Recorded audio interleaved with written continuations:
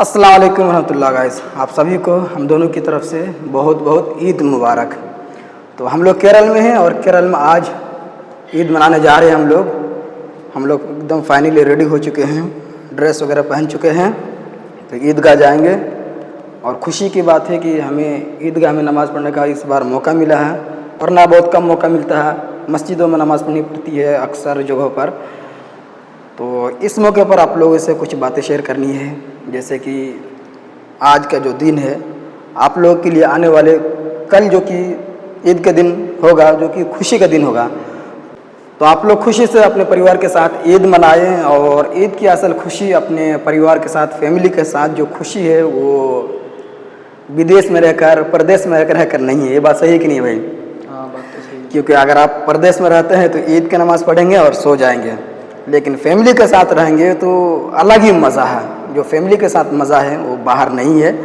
तो आप लोग से यही कहना चाहूँगा कि आप लोग कोशिश करें कि अपने फैमिली के साथ ही ईद मनाएं और ईद के दिन खुश रहे और अपनी खुशी दूसरों को भी बांटें। यही असल ईद की खुशी है। और एक बात कहनी कि अगर आपको ईद के मौके पर, ईद के दिन न्यू ड्रेस या फिर अपने मनपसंद का ड्रेस ना मिले तो मायूस या फिर गुस्सा होने की ज़रूरत नहीं है। नहीं तो वो खुशी नहीं होगी जो असल होनी चाहिए, क्योंकि हर फैमिली एक बराबर नहीं होते, एक जैसे नहीं होते, कमी बेश तो होते रहते हैं। जो भी मिले खुशी से पहने और खुशी मनाएं और खुशी को अपने यार दोस्तों में बांटते रहे। तो अभी हम लोग निकल रहे हैं ईद की नमाज़ के लिए, वहाँ का दृश्य दिखाएंगे। आज जो भी कुछ करेंगे सारी चीज़ आप लोगों के साथ शेयर करेंगे। सो वीडियो में अंत तक बने रहिए।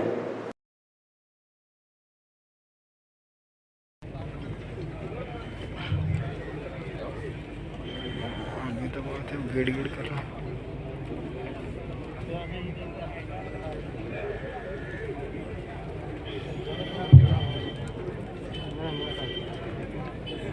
आदमी तो गिड़ गिड़ कर रहा है। اللهم صل على محمد وعلى آل محمد وكل بدعة ضلالة. أعوذ بالله من الشيطان الرجيم. بسم الله الرحمن الرحيم. يا أيها الذين آمنوا اتقوا ഹൃദ്യമായ ആശംസകൾ അർപ്പിക്കുകയാണ്. അല്ലാഹു സുബ്ഹാനഹു വ തആല നമ്മുടെ റമദാൻ കാലത്തെ വ്രതാനുഷ്ഠാനവും മറ്റ് ആരാധനകളും ഈ പെരുന്നാൾ നമസ്കാരവും എല്ലാം സ്വീകരിക്കുമാറാണ്. പറഞ്ഞത് നിങ്ങൾക്ക് അല്ലാഹു മാർഗദർശനം അവിടെ വാങ്ങാൻ ആളില്ലെങ്കിലോ അതല്ലെങ്കിൽ നൽകാൻ മറ്റു സ്ഥലത്തേക്ക് ഫിത്തർ സക്കാത്ത് നൽകുന്നത്. ഫിത്തർ സക്കാത്ത് നൽകുന്നത് ഭക്ഷ്യധാന്യമാണ്. ഒരു നാട്ടിലെ മുഖ്യ ആഹാരം നൽകണമെന്നാണ്. അതുകൊണ്ടാണ് നമ്മളിവിടെ രാവിലെ തന്നെ അല്ലെങ്കിൽ ഇന്നലെ വൈകിട്ടോ, അതായത് പെരുന്നാളിന് 1-2 ദിവസം മുമ്പായിട്ടോ ഭക്ഷ്യധാന്യം ആളുകൾക്ക് എത്തിച്ചു കൊടുക്കുന്നത്. അതൊരു വലിയൊരു ആശയമാണ്. അത് അതിൽ മാത്രമല്ല, നിങ്ങൾ നോക്കൂ, നോമ്പിനും ഒരാൾക്ക് നോമ്പ് നോൽക്കാൻ കഴിയാത്ത അവസ്ഥയിലായാൽ, പിന്നെയും നോട്ട് വിട്ടാൻ കഴിയില്ല എങ്കിൽ അയാൾ ചെയ്യേണ്ടത് ഫിദിയത്തുൻ തആമു മിസ്കീൻ, ഒരു പാവം മനുഷ്യന് ഭക്ഷണം കൊടുക്കലാണ്. അപ്പൊ പാവങ്ങൾക്ക് ഭക്ഷണം കൊടുക്കുക എന്നത് നോമ്പിന് പകരമായി അല്ലാഹു തആല വെച്ചിട്ടുള്ളതാണ്. അതുപോലെ തന്നെയാണ് കഴിഞ്ഞാൽ അടുത്ത 1 വർഷക്കാലം നല്ലവരായി ജീവിക്കുവാനുള്ള ഊർജം കിട്ടുന്നവരായി തീരണം എന്ന ആശയത്തിലാണ് സന്ദർശനം. നോക്കൂ, നമ്മൾ ഇന്ന് പെരുന്നാൾ നമസ്കാരം നമുക്കെല്ലാവർക്കും ഒരാളാണ്. നമ്മുടെ കിതാബ് ഖുർആൻ നമുക്കൊന്നാണ്. ഉപദേശങ്ങൾ അതൊക്കെ അതിന് മുമ്പോ അതിന്റെ ശേഷമോ ആക്കി തീർക്കണം. വെള്ളിയാഴ്ചയാണ് ഈ പ്രാവശ്യം ഇലക്ഷൻ വരുന്നത്, 26-ാം തീയതി.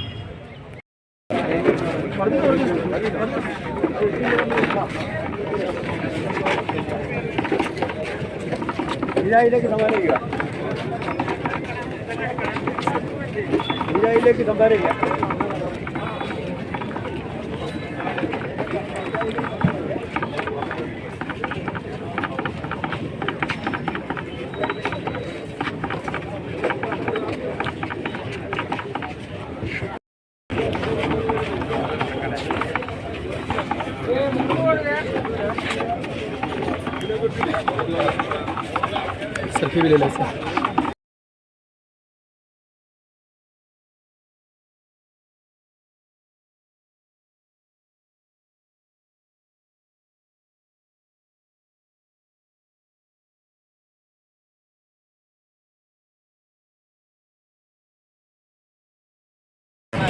मेहमान आइसक्रीम खाने में मजा आ रहा है। आप इसके पास पैसा है? आज ईद का दिन है और ये सब हमको भिखारी बना दिए हैं, ये लोग भिखारी बना दिए हैं और ये तो और ज्यादा कुछ बना दिया। हम लोग खा रहे हैं 30 टकिया वाले 50 टकिया वाला जा रहा है।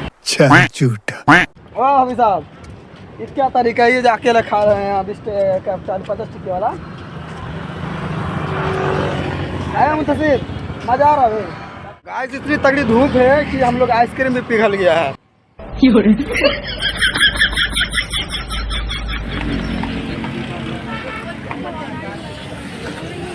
तो दोस्तों फाइनली ब्लॉग यहाँ पर एंड करते हैं। खूब एंजॉय किए, खूब मज़ा किए हैं और आशा करता हूँ कि आप लोग भी खूब एंजॉय करेंगे और खुशी से ईद मनाएंगे। फिर से एक बार आप सभी को ईद मुबारक। तब तक के लिए बाय।